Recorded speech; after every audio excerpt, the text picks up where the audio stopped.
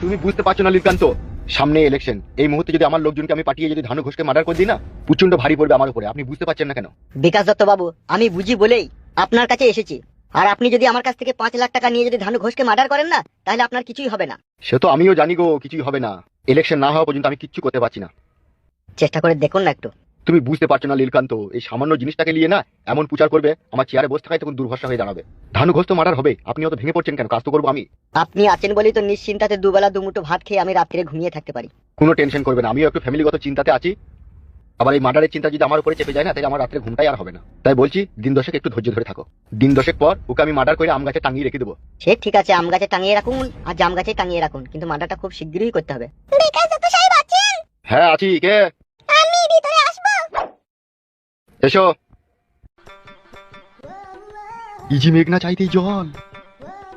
বিকাশ দত্ত বাবু, বিকাশ দত্ত বাবু, কি হলো, কি বলো? বলছি তাহলে কবে আসবো আমি? কালকে না পরশু? তুমি পরশুদিন রাত 8টার সময় এসো। আচ্ছা ঠিক আছে।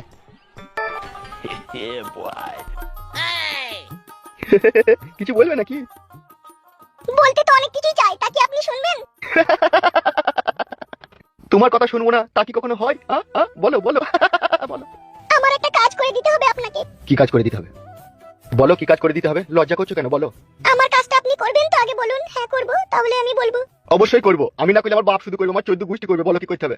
আপনার মতো লোক এমএলএ হয়েছে বলে আমাদের মতো নারী জাত আজকে শান্তশিষ্টভাবে সম্মানের সাথে বাস করতে পারছে।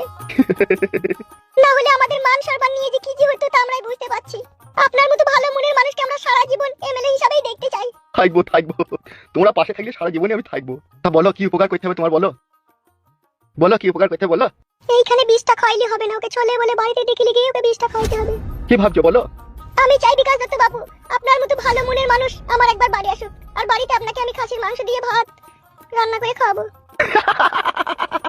পাগল হয়ে যাবো আমি রে। কবে কবে যাবো বলো? আজকে এসে রাত্রি 8টার পরে, আমি একাই থাকি বাড়িতে। তাই নাকি? আর বলছিলাম হবে তো একবার। তোমার মতো ভালো মানুষকে যদি একবার দিতে পারি তাহলে তো নিজেকে ধন্য মনে করবো। আসবে তো? অবশ্যই 100 বার যাবো আমি। ঠিক আছে, তাহলে তুমি আসবে জানো? ঠিক আছে। হ্যাঁ আসবো। আর একটা কথা, তুমি কিন্তু একাই আসবে। একাই? ঠিক আছে তাই হবে, একাই যাবো। ঠিক আছে, আমি চললাম।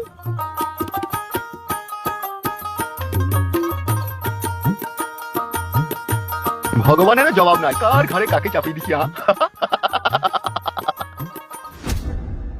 কি ব্যাপার রে, তোরা খালি হাতে ফিরে এলি যে? ফালতু কই? কি হলো বে? আর কপালি চুদারা ফালতু কইবে? বড় ভাই কিছু মনে করো না, ফালতুকে খুঁজে খুঁজে আমরা হয়রান হয়ে গেছি, তাও পাইনি ভাই।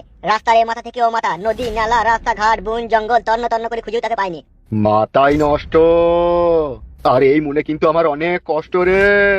কি করবো বড় ভাই, আমরা তো বহুত কোশিশ করেছি কিন্তু পাইনি। তাহলে কি সে সুরে বাচ্চা হাওয়া বাতাসে মিলিয়ে গেল নাকি? গ্রামটা তো একটু পিয়ালার মতো বে, থাকলি তো সেই পিয়ালার ভিতরে এসে থাকবে। তা পাইনি কেন বে? হামসাফার বড় ভাই আমাদেরকে অবিশ্বাস করছে রে। বড় ভাই তুমি বিশ্বাস করো, ফালতুকে আমরা শিয়াল খোঁজার মতো খুঁজেছি কিন্তু তবুও পাইনি। তাহলে লুকাইলো কোন গর্ত সে সুরের বাচ্চা? সেটাই তো বুঝতে পারছি না। সে সুরে বাচ্চা এখানে কারো বাড়িতে ঘুপটি মেরে বাসা বাঁধেনি তো? সেটাও আমরা এখন শিওর জানি না বড় ভাই, তাকে শুধু রাস্তাতেই দেখেছি। আমার মন বলছে এতদিন যখন সে বাড়ি ঘর যায়নি, নিশ্চয়ই এখানে কোথাও না কোথাও সে আশ্রয় নিয়েছে। আসারা? সে তো আসারা লি, সে তো রিহাই পাবে না। তার কারণ বিকাশ দত্তর হাত অনেক লম্বা। आसमान पे रहने वाला फरिश्ता ने मुझे पहचान नहीं पाया, तो कौन है उस जमीन पे रहने वाला कीड़ा जो फालतू को उसके घर में जगह दिया है? मैं उसको जिंदा जलाएगा, वो भी बिना पेट्रोल की, जो मेरे साथ बगावत करना चाहते हैं। जमीन आसमान एक करके ढूंढो, कहीं भी भाग ना सके वो मादरचोद। Okay boss.